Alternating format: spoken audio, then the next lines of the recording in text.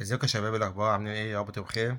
انا بس كده برضه طالع كده اكدب مقوله من المقالات اللي هم البيب بيب الاعلام الاحمر الفاسد اللي بيطلع يقول اي كلام.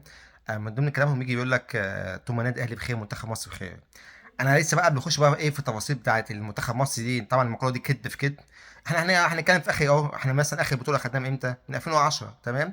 النادي الاهلي بقى له دلوقتي من 2000 كام من سنه 2020 لحد دلوقتي 2026 اهو. يعني سيبك من اخر سنه. بقى له خمس من 2000 لغايه من 2020 لغايه 2025 محتكر بطوله افريقيا، صح؟ وبكل سنه بيروح كاس العالم، حتى السنه الوحيده ما خدش فيها كاس افريقيا. راح برضه لعب كاس العالم عشان كان الوداد لعب. كان هو بطل افريقيا، اخدوه كان يعني كمستضيف، فبالتالي النادي الاهلي كان هو الثاني، فلعب بداله في كاس العالم للانديه. يعني انت 5 سنين والسته لعب السنه دي اللي هي الكاس العالم اللي هي اللي بجد. سيبك ان هو طلع الكوز والاخير والكلام ده كله، بس المهم ايه بيروح يعني اهو. يعني النادي الاهلي في احلى واحسن فورمه ليه، صح؟ ودلوقتي معظم لعيبته، مش معظم، دلوقتي اول ما يبقى منتخب فيه نسبه اللعيبه اللي هي من النادي الاهلي دي كلها. سيبك برضه ان نصها وهنتكلم عليه بعدين كلهم من لعيبه الزمالك، سواء اللي هو احمد سيد زيزو، امام عاشور، احمد عيد، محمد صبحي، احمد الشناوي، ياسر ابراهيم. حتى مروان عطيه النجم بتاعهم ده كنا احنا اللي اكتشفناه، وفي الاخر باعوه اشتروه عشان حطوا الضعف للاتحاد السكندري. المهم برضه خلينا نتكلم برضه في اللي احنا عايزين نتكلم فيه.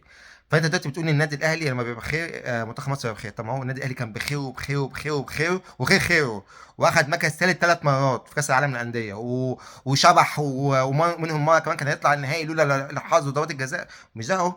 فين بقى منتخب مصر الفتره دي؟ زفت. منتخب مصر الفتره دي من سنه 2000 اهو، اول حاجه في 2022 ما طلعناش كاس العالم.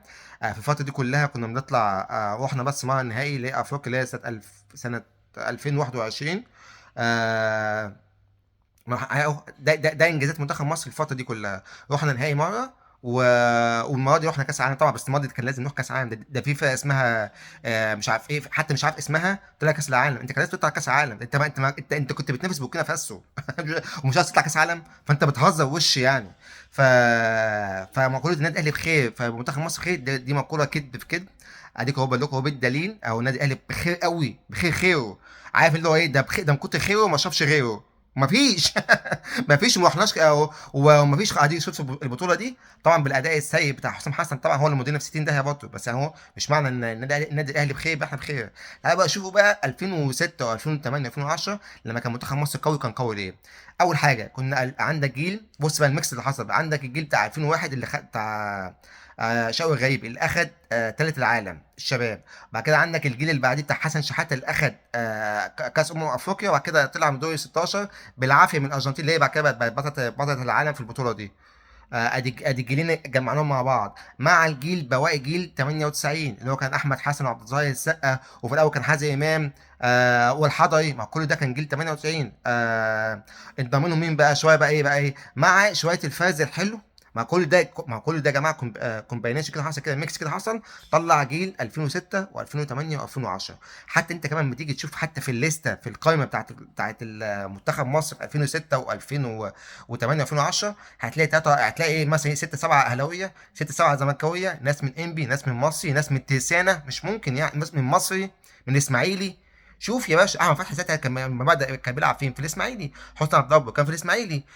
ساعتها مين اللي اتاخد من عندنا؟ كان طارق السيد، عبد الواحد السيد. وعلى فكره حتى كمان قبل ما نبدا بطوله 2006 كان لغايه اخر وقت كان طارق السيد كان هو الاساسي. بعد كده الله يرحمه محمد عبد الوهاب بقى بقى اساسي، عشان هو ايه، هو اللي كان اخر ماتش ودي طارق السيد دخل من ناحيته جونين. فكابتن حسن شحاته خلى محمد عبد الوهاب يبقى اساسي، وفعلا ما شاء الله كان يستحق طبعا. نفس الحكايه برضه كان عبد الواحد هو الاساسي لغايه اخر وقت لو تفتكروا. بعد كده الحاضر هو بقى ايه اللي ركب. ابراهيم سعيد كان زمان كان بيلعب في نادي الزمالك. عندك حاجات كتير جدا جدا جدا، فاهم؟ بصوا لو انتوا بصيتوا في القوائم، مفيش. هتلاقي اللي كان بيلعب في المنتخب 2006 اللي كان ظاهر ساعتها قوي كان ابو تريكه طبعا ومتعب. الباقي كله مين بقى؟ حتى اللي اخد احسن لاعب في البطوله مين؟ احمد حسن في 2006. وفي 2008 كان حسني عبد ربه، و2010 كان احمد حسن. فهيجي يقول لك ايه؟ اصل النادي الاهلي بخير يبقى منتخب مصر بخير. فما تجيش تقول لي بقى ده النادي الاهلي بخير فيبقى منتخب مصر بخير. ما تجيش تقول اصل ده كان جيل ابو تريكه. مش جيل ابو تريكه، ابو تريكه لعب بطولتين 2008 و2006. هنشوف حتى الكذب في البتاع ده.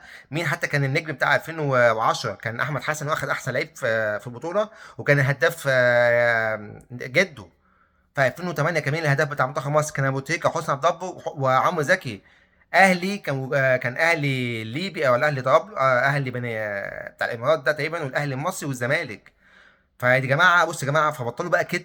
بطلوا بقى تقول لي الاهلي بخير يبقى بخير، بطلوا تقول لي جيل ابو تريكه مش جيل ابو تريكه، اللي هيسموه جيل يبقى جيل احمد حسن، جيل الحضري، يعني شوف الناس اللي لعبت جيل احمد فتحي ساعتها، اللي كان بطولتين كان بيلعب باسم نادي الاسماعيلي، وبطوله كان بيلعب باسم النادي الاهلي.